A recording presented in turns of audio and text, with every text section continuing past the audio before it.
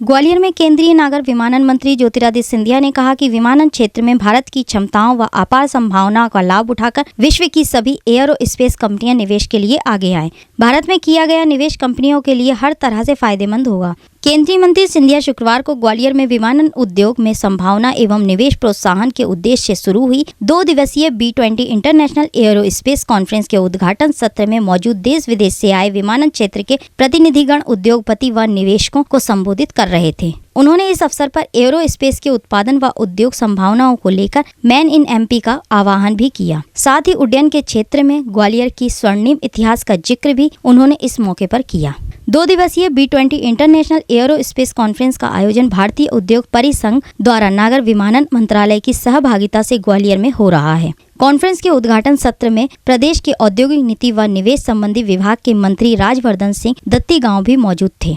Conference में लगभग 3 दर्जन उद्योगपति, नीति विशेषज्ञ, G20 देशों के प्रतिनिधि गणों सहित लगभग 250 प्रतिभागी हिस्सा ले रहे हैं। केंद्रीय नागर विमानन मंत्री सिंधिया ने कॉन्फ्रेंस के उद्घाटन सत्र में विमानन क्षेत्र के निवेशकों का आह्वान करते हुए कहा कि भारत में तेजी के साथ विमानन सेवाओं का विस्तार हो रहा है, इसलिए वे बेझिझक निवेश करें। उन्होंने कहा, पिछले 9 साल में विमानन के क्षेत्र में भारत में अभूतपूर्व बदलाव हुए हैं। पहले जहां देश में मात्र 74 एयरपोर्ट थे, जो अब बढ़कर 148 हो गए हैं। सिंधिया ने भरोसा दिलाया कि अगले 2-3 साल में भारत में एयरपोर्ट का आंकड़ा 200 तक पहुंच जाएगा। साथ ही कहा कि वर्ष 2014 में देश में 200 हवाई जहाज थे, जो अब बढ़कर 700 हो गए हैं। केंद्रीय विमानन मंत्री ज्योतिरादित्य सिंधिया ने एयरो स्पेस कॉन्फ्रेंस के उद्घाटन सत्र में ग्वालियर के स्वर्णिम इतिहास पर प्रकाश डालते हुए कहा कि ग्वालियर में 1937 में फ्लाइंग बोट सर्विस हुआ करती थी, जो इंग्लैंड और ऑस्ट्रेलिया के बीच उड़ती थी। यह माधव सागर लेक में लैंड होती थी।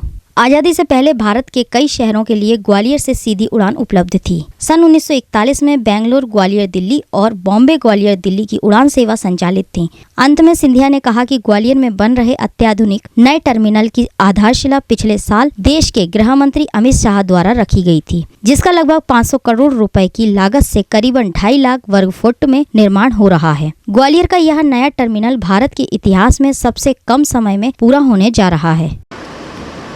Let me start by welcoming all of you to the heart of India, represented by Madhya Pradesh, and to my home city, Gwalior.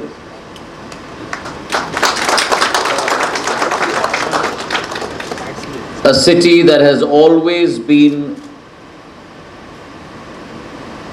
not only a witness but a participant in the evolution of the history of India. A city that probably very few of you are aware that has always been at the forefront of development and advancement through the ages,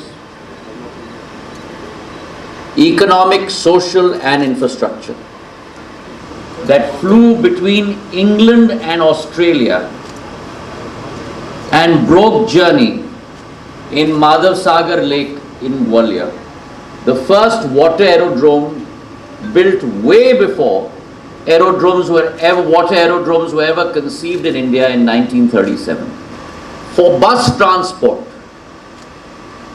not only across Gwalior state, but across North India.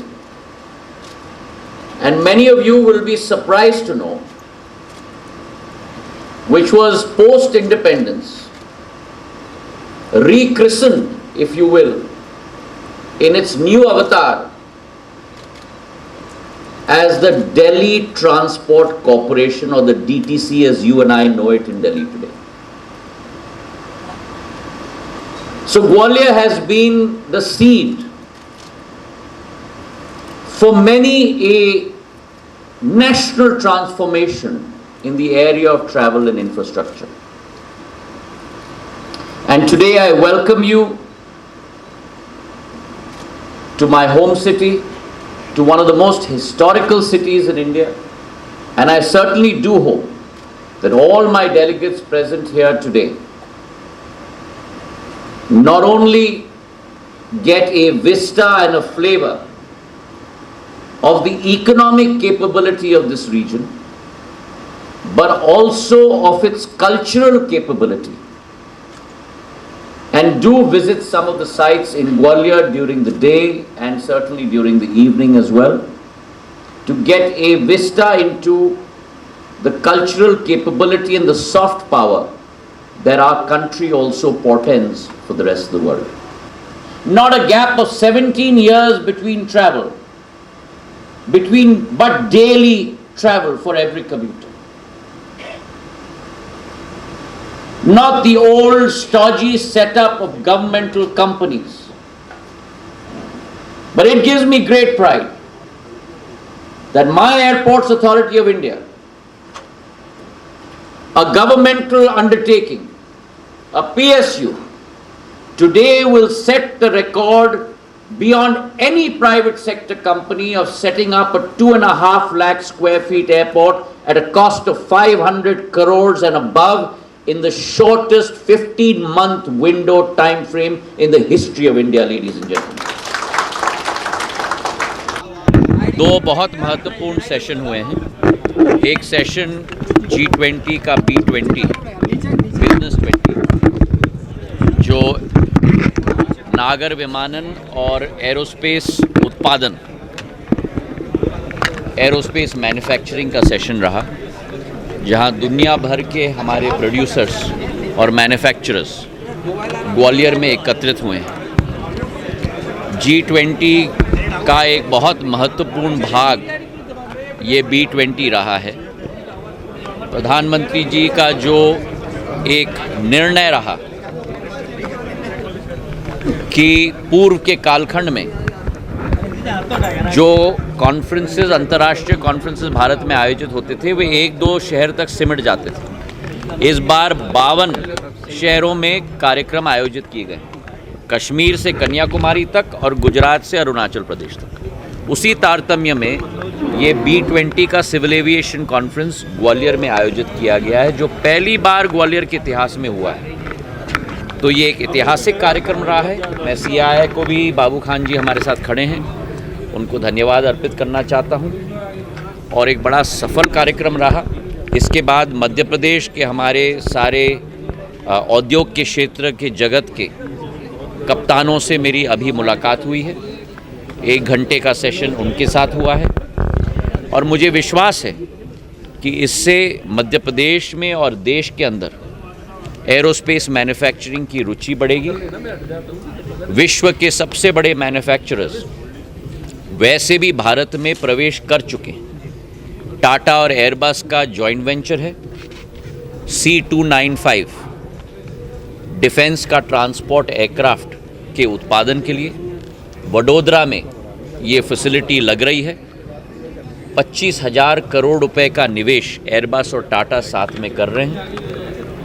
करीब 30,000 लोगों को प्रत्यक्ष और अप्रत्यक्ष रूप से रोजगार के अवसर उत्पन्न हो पाएंगे। 5,254 सब असेंबलीज भारत से बनेंगी और 56 एयरक्राफ्ट में से 16 एयरक्राफ्ट एयरबस की स्पेन की फैसिलिटी से डायरेक्ट आएंगी, लेकिन 40 हमारी वडोदरा की फैसिलिटी में बनाई जाएंगी। इसी के साथ एयरबस करीब $1 बिलियन का निर्यात करता है भारत में प्रोडक्शन करके। बोइंग एयरबस $650 मिलियन का निर्यात करता है, बोइंग $1 बिलियन का निर्यात करता है मैन्युफैक्चरिंग करके। विश्व के सभी मेजर्स इंजन मैन्युफैक्चरर जैसे साफरान हो, इक्विपमेंट मैन्युफैक्चरर जैसे कॉलिन एरोस्पेस हो, वो सब आज भारत में उत्पादन कर रहे हैं। तो भारत आज तैयार है एयरक्राफ्ट मैन्युफैक्चरिंग के लिए भी, और इसका पहला बड़ा कदम टाटा और एयरबस के जॉइंट वेंचर के साथ शुरुआत हो चुकी है। ग्वालियर का एयरपोर्ट कब शुरू हो रहा है और मोदी जी कब आ रहे हैं? और ग्वालियर का एयरपोर्ट आप सब लोग मेरे साथ उपस्थित थे।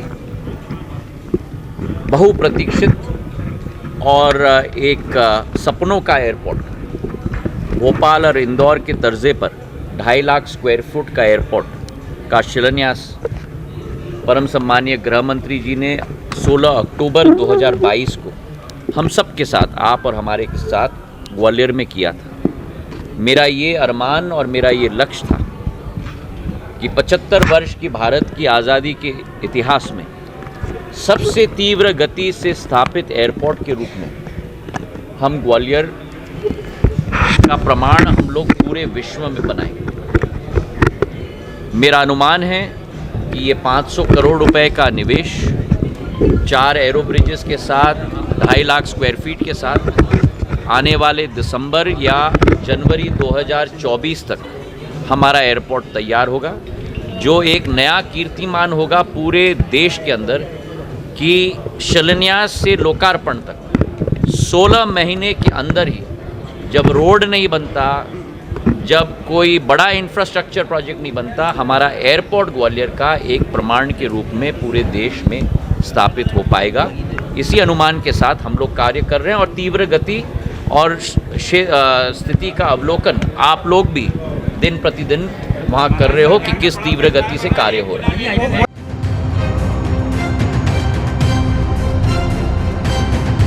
और भी रोचक खबरें देखने के लिए YouTube पर MP टुडे नेटवर्क को सब्सक्राइब करें, खबर को लाइक करें और बेल आइकन दबाना ना भूलें, जिससे आपको रोज नई खबरें देखने को मिलेंगी।